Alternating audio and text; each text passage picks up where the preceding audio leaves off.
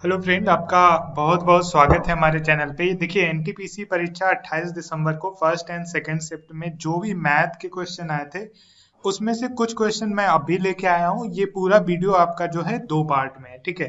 तो वीडियो अगर आपको पसंद आएगा तो लाइक करना मत भूलिएगा और ज्यादा से ज्यादा शेयर कर दीजिएगा। चलिए स्टार्ट करते हैं। पहला क्वेश्चन था, देखिए लैंग्वेज सेम होगी और जो इसका डेटा है वो चेंज हो सकता है। किसी आयत की लंबाई चौड़ाई की दुगनी है, अगर परिमाप 48 हो तो क्षेत्रफल क्या होगा। ठीक है, एक आपका क्वेश्चन क्या है, आयत की लंबाई जो है चौड़ाई की दुगनी है, ठीक है। तो ए रेशियो बी आपका दे रखा है। अगर बी आपका एक है, ठीक है, चौड़ाई अगर आपकी एक है तो लंबाई क्या होगी, आयत की दुगनी होगी, ठीक है। तो ये रेशियो क्या है, 2:1। आगे क्या करा, अगर परिमाप 48 हो तो आयत का परिमाप क्या होता है, 2a प्लस 2b, ठीक है। लंबाई प्लस चौड़ाई प्लस लंबाई प्लस चौड़ाई, तो ये कितना होगा 48। That mean a plus B कितना दे रखा है, 24, ठीक है। हमारे पास क्या क्या चीज हो गया, a प्लस बी की वैल्यू हो गई हमारे पास 24 और a रेशियो b है 2:1, ठीक है। तो अगर 2 प्लस 1 को हम ऐड कर दे तो कितना हो जाएगा 3, और 3 बराबर कितना दे रखा है आपका 24, मीन्स 3 बराबर क्या है आपका 24। तो एक बराबर कितना होगा, एक बराबर हो जाएगा आपका 8। कैसे, 24/3 कर देंगे तो ये आ जाएगा 8। तो एक की वैल्यू हमें पता चल गई कि एक की वैल्यू क्या होगी, हमारी जो है 8 होगी। अब क्या पूछा है, तो क्षेत्रफल क्या होगा, हमको क्षेत्रफल बताना है। तो आयत का क्षेत्रफल क्या होता है, लंबाई गुणे चौड़ाई, ठीक है। तो लंबाई हमारी कितनी है, यहाँ पे देखो लंबाई हमारी कितनी है, ए की वैल्यू कितनी है 2। तो एक बराबर 8 है तो दो बराबर कितना होगा 16। तो लंबाई हो गई 16 और चौड़ाई 1 है, तो 16 गुणे 8 कर देंगे, ये आपका आ जाएगा 128। तो आंसर क्या होगा हमारा, हमारा आंसर होगा 128। नेक्स्ट क्वेश्चन पे चलते हैं। अगला क्वेश्चन कुछ इस तरह था, x प्लस वाई बराबर 12 दे रखा था, y प्लस जेड की वैल्यू दे रखी थी, z प्लस एक्स की वैल्यू दे रखी थी और पूछा गया था x plus Y plus Z बराबर क्या होगा, तीनों को ऐड करने पे उसका मान क्या होगा। तो जब भी आप देखो यहाँ पे 2x है, 2y है और 2z है, जब तीनों को आप ऐड करोगे तो हमेशा क्या आएगा 2x plus 2y plus 2z। अब इसको जोड़ोगे तो ये कितना आ जाएगा आपका, देखिए इसको ऐड कीजिए 45 आएगा, ये आपका आ जाएगा 45, ठीक है। यहां से दो कॉमन हो जाएगा तो x plus Y plus Z बराबर कितना 45। तो x plus Y plus Z equal to कितना आ जाएगा 45/2, मतलब आंसर जो हो जाएगा आपका 22.5, ये जो है आपका आंसर आएगा। इस तरह का क्वेश्चन आज 29 तारीख को भी पूछा गया है, ठीक है। नेक्स्ट क्वेश्चन देखते हैं। क्रय मूल्य अंकित मूल्य का 75% है, ठीक है। क्रय मूल्य मीन्स कॉस्ट प्राइस सीपी, अंकित मूल्य मीन्स एमआरपी, ठीक है, जो भी एमआरपी उस पे होगी। यदि अंकित मूल्य जो आपका एमआरपी है 15% का बट्टा दिया जाता है, बट्टा मीन्स क्या, डिस्काउंट दिया जाता है, तो परसेंटेज लाभ, परसेंटेज प्रॉफिट आपको जो है बताना है। तो इस तरह का क्वेश्चन जब भी मैं आपको कराया हूं, एक चीज आप यहाँ पे ध्यान रखते हो हमेशा, सीपी एसपी एमआरपी तीन चीज होता है, क्रय मूल्य, ठीक है, विक्रय मूल्य और अंकित मूल्य, cost price, selling price and MRP. अब यहाँ पे क्या बोल रहा है, क्रय मूल्य अंकित मूल्य का 75% है, ठीक है। तो 75% बराबर क्या होता है आपका 75/100, इसको 25 से काट दीजिए तो ये 3/4 आ जाएगा, ठीक है। मतलब कि एमआरपी आपकी कितनी है, एमआरपी 4 है और सीपी कितना होगा 3। तो ये अपने आप जो है उस लैंग्वेज को सेटिस्फाइड कर दे रहा है कि क्रय मूल्य अंकित मूल्य का 75% है, मीन्स एमआरपी आपकी 4 है और क्रय मूल्य आपका क्या है 3 है। यदि अंकित मूल्य पर 15% का बट्टा दिया जाए, 15% बराबर 15/100, इसको आप काट दोगे तो 3/20 क्या है, अंकित मूल्य पर, मतलब जिसके बारे में बात करता है वो नीचे होता है, ठीक है। अंकित मूल्य एमआरपी पे क्या दिया जाए, 15% का बट्टा, मतलब डिस्काउंट दिया जाए, ₹20 में कितने का डिस्काउंट दिया जा रहा है? ₹3 का। ठीक है, अगर एमआरपी 20 है, ध्यान देना, अगर एमआरपी 20 है तो उस पे छूट कितना दिया जा रहा है? ₹3 का। तो सेलिंग प्राइस कितनी हो जाएगी आपकी? 17। लेकिन यहाँ पे एक चीज ध्यान दो, आपका एमआरपी यहाँ पे क्या कह रहा है? 4 है, यहाँ पे क्या कह रहा है? 20 है। तो इसको आपको बराबर करना होगा। इसके लिए ऊपर आप 5 से गुणा कर दो तो ये बराबर हो जाएगा। तो जब आप यहाँ पे 5 से गुणा करोगे तो यहाँ पे भी आपको 5 से गुणना करना पड़ेगा। तो एग्जैक्ट क्या आएगा? देखो, कॉस्ट प्राइस 15, सेलिंग प्राइस 17 और एमआरपी 20। तो परसेंटेज लाभ पूछा है। परसेंटेज लाभ क्या होगा? प्रॉफिट हमें कितने का हो रहा है? ₹2 का। कितने पे? 15 पे। तो 2/15 गुणे 100, ये 3 और ये 5 से कटेगा 20। जो परसेंटेज लाभ होगा हमारा 40/3% होगा। कितना होगा? 40/3%। नेक्स्ट क्वेश्चन पे चलते हैं। अगला क्वेश्चन दिया था A/B/C की वैल्यू दे रखी है 2, 3, 4 और तीनों संख्याओं का योग दे रहा है। मींस अगर आप इन तीनों को जोड़ते हो 2 + 3 + 4 तो कितना आता है? 2, 3, 5, 4, 9। ये 9 किसके बराबर है? ये 9 दे रखा है आपका 120 के बराबर है। 9 बराबर कितना दे रखा है? 120। तो 1 बराबर 120/9। इसको आप 3 से काट दोगे तो 40/3 आ जाएगा आपका। ठीक है, एक की वैल्यू हमें पता चल गई 40/3। तो b का मान क्या होगा? b यहाँ पे क्या है? 3। एक की वैल्यू हमें पता है तो 3 की वैल्यू कैसे निकालेंगे? 40/3 गुणे 3। 3 से 3 कट गया। b की वैल्यू कितनी आ गई? 40।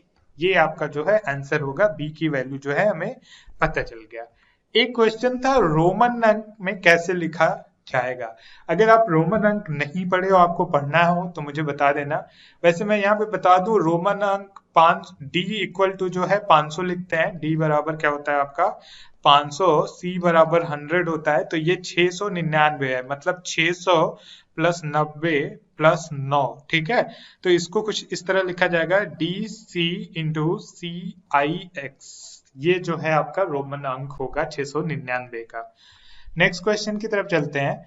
15% की दर से 2 वर्ष का CI और SI का अंतर कुछ दिया था जो याद नहीं है, और मूलधन जो है आपका पूछा गया है। ठीक है, अब देखिए, इसको अंतर को हम कुछ मान सकते हैं। हम मान लेते हैं कि अंतर जो है 225 होगा। जनरल क्वेश्चन है। ठीक है, इस तरह क्वेश्चन को आप दो तरीके से कर सकते हो। देखिए, जब भी 2 वर्ष के लिए दे तो 2 वर्ष के लिए CI और SI के अंतर के बारे में बात करें तो R² / 100। ठीक है, R² / 100 होता है। तो R की वैल्यू क्या है? रेट ऑफ इंटरेस्ट कितना है? 15%।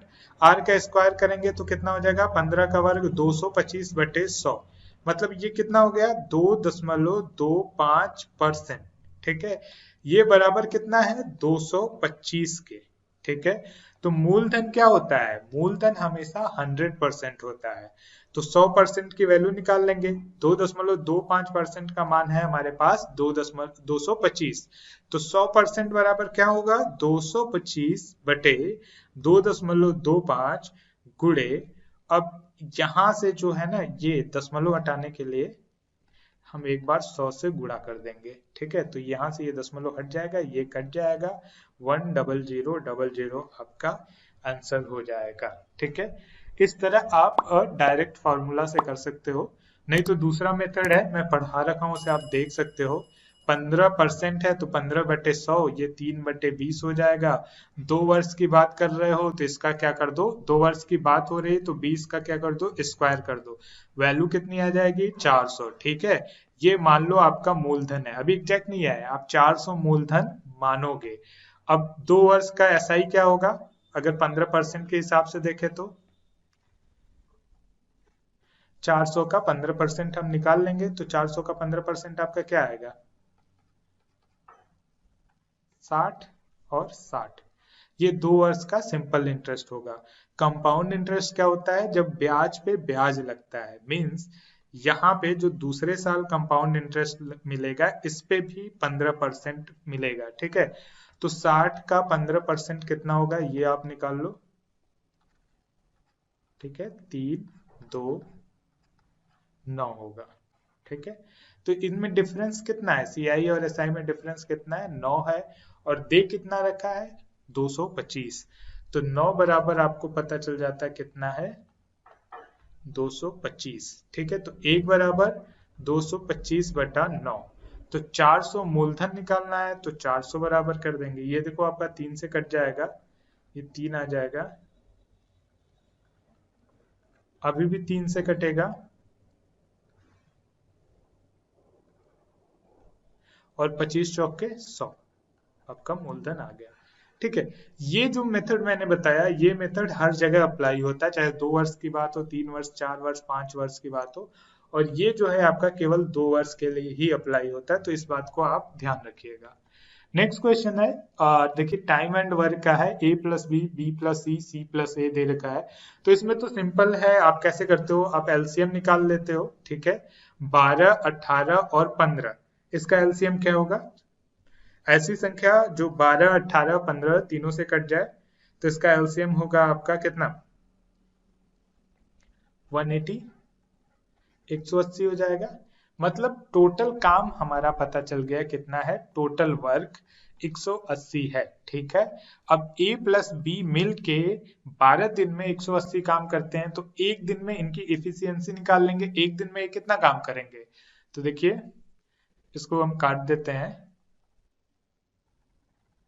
एक दिन में ये 15 काम करेंगे। ठीक है, इसी तरह b प्लस सी एक दिन में 10 काम करेंगे, c प्लस ए एक दिन में 12 काम करेंगे। तो अब तीनों को जोड़ दीजिए, इक्वेशन 1, 2 और 3 को आप जब जोड़ दोगे तो ये कितना आएगा, ध्यान से देखो, 2 को कॉमन कर लो, a प्लस बी प्लस सी। ठीक है, और ये कितना आएगा, 15, 10 और 12, 5 2 7, 37। ठीक है, means a plus B plus C जो है एक दिन में कितना काम करते हैं, 37/2 काम करते हैं। एक दिन में ये काम करते हैं 37/2। ठीक है, 37/2 काम ये एक दिन में करते हैं। तो 180 काम जो है ये कितने दिन में कर लेंगे, टोटल काम कितना है 180, और एक दिन में करते हैं 37/2। तो इसको जो आप सॉल्व करोगे वो आंसर आ जाएगा। वो ये यहाँ पे कट नहीं रहा है, लेकिन जो आपको एग्जाम में वैल्यू दी रही होगी उससे ये कट जा रहा होगा। ठीक है, वैल्यू हो सकता है थोड़ा सा इधर उधर हुई, लेकिन कुछ क्वेश्चन टाइम एंड वर्क का आपका इसी तरह का था। नेक्स्ट क्वेश्चन देखते हैं, दो संख्याओं का योग 60 है। ठीक है, मान लेते हैं x प्लस वाई दो संख्याएं हैं, इनका योग कितना है, 60 है, और उनका मस HCF दे रखा है 12 और लस दे रखा है 72। तो इनके व्युत्क्रमों का योग क्या होगा। देखिए, अगर हमारे पास दो को प्राइम नंबर है, ध्यान दीजिएगा इस बात को, अगर हमारे पास दो को प्राइम नंबर है तो उनका योग कितना होगा, m प्लस n कितना होगा, HCF। ठीक है, जो भी मासा होगा बटे, इस बात को ध्यान देना, सॉरी, जो को प्राइम का m प्लस n होगा वो होगा आपका दो संख्याओं का जो योग है, योग कितना है 60। ठीक है, बटे उनका HCF 12। तो m प्लस n की वैल्यू कितनी हो जाएगी आपकी, 5। ठीक है, सेकेंड क्या आपको पता रहना चाहिए, अगर दो को प्राइम है तो उनका जो गुणनफल होता है m इंटू n जो होता है उनके लसा अपान HCF मासा के बराबर होता है। ठीक है, LCM अपॉन HCF के बराबर होता है। तो LCM कितना है 72 और HCF कितना है 12। तो m इंटू n बराबर कितना 6। अब देखो m प्लस n बराबर 5, तो क्या क्या हो सकता है, 1 और 4 हो सकता है। ठीक है, और क्या हो सकता है, 2 और 3 हो सकता है। यहाँ पे m इंटू n बराबर 6, क्या क्या हो सकता है, 1 इंटू 6 हो सकता है, और 2 इंटू 3। नंबर को प्राइम ही होना चाहिए। अब इन दोनों इक्वेशन को आपको सेटिस्फाइड करना है, तो दोनों में कॉमन क्या है, देखिए 2 और 3 आपका कॉमन है। तो मतलब क्या पता चलता है कि जो को प्राइम नंबर है वो 2 और 3 है। ठीक है, अभी हमें क्रो प्राइम नंबर पता चला, अभी हमें संख्या नहीं पता चली है, ध्यान दीजिएगा, x और y की वैल्यू नहीं पता चली है। अब हम x और y की वैल्यू कैसे निकालेंगे, दो को प्राइम नंबर हमको पता चल गया, 2 और 3, और उसमें कॉमन क्या है 12, तो 12 से गुणा कर देंगे तो हमें x और y की वैल्यू पता चल जाएगी।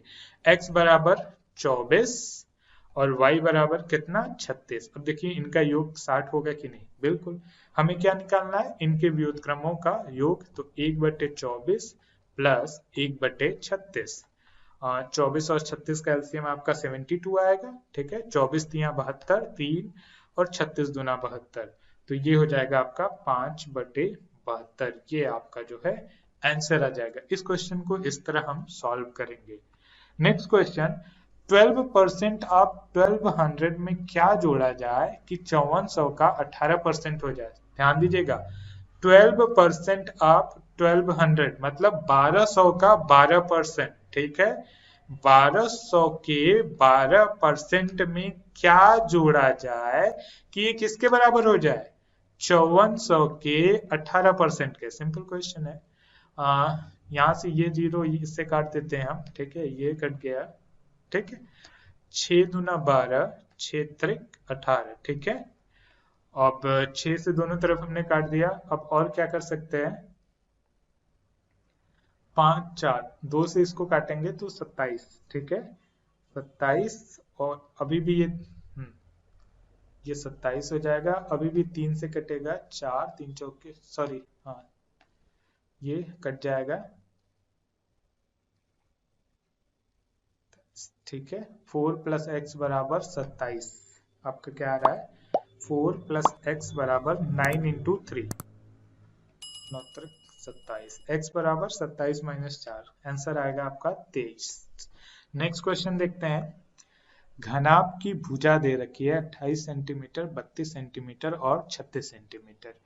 तो 12 सेंटीमीटर त्रिज्या वाली कितनी गोलियां बनाई जा सकती हैं। ऐसे केस में क्या करते हैं, दोनों का आयतन निकाल लो पहले। ठीक है, और फिर भाग दे दो तो टोटल गोलियां निकल जाएंगी।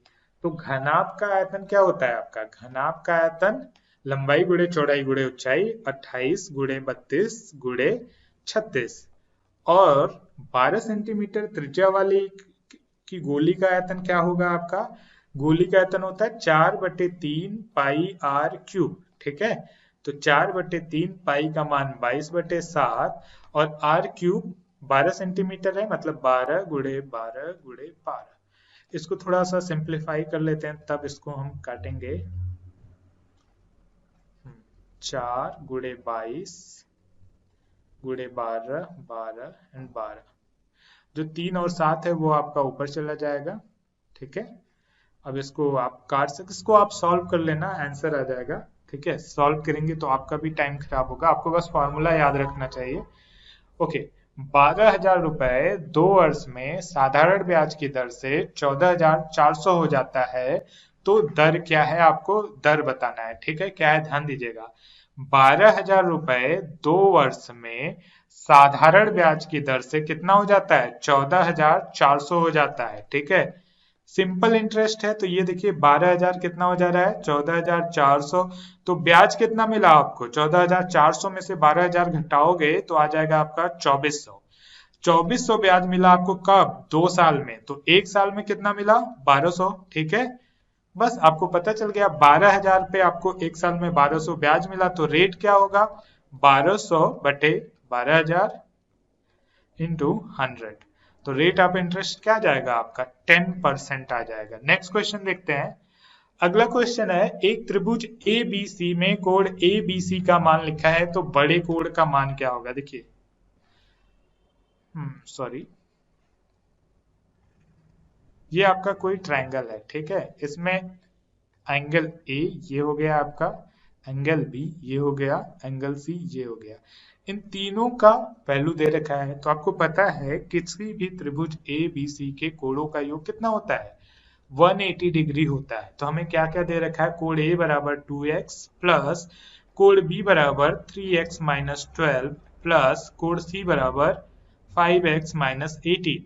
इनका योग कितना दे रखा है, 180। इसको जोड़ लीजिए, कितना आएगा, 2 3 5 5 10, 10x और 12 और 18 मीन्स माइनस 30 बराबर 180।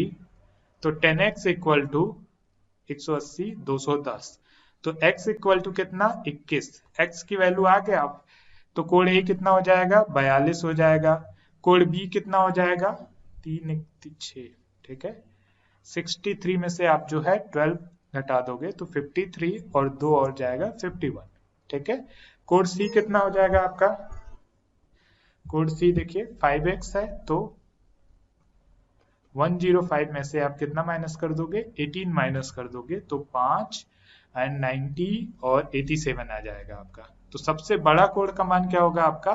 87 होगा, ठीक है। क्लियर हो गया? इस तरह के क्वेश्चन जो है आपको पूछे जा रहे हैं। शायद एक क्वेश्चन और है, क्वेश्चन नंबर 13।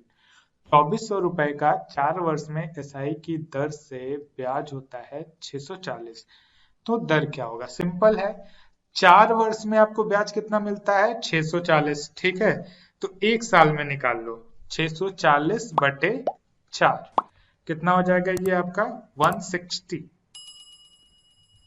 एक साल का ब्याज कितना है? 160। कितने पे मिल रहा है? 2400 पे। तो रेट निकाल लो, 160 बटे 2400 गुणे 100, ये कट गया आपका, ठीक है। अभी इसको 4 से काट दो, ये 40 हो जाएगा, ये 6 हो जाएगा, 2 से काट दो, 20 बटे 3 मीन्स आपका आ जाएगा 6 सही 2 बटे 3%। ये आपका आंसर हो गया, ठीक है।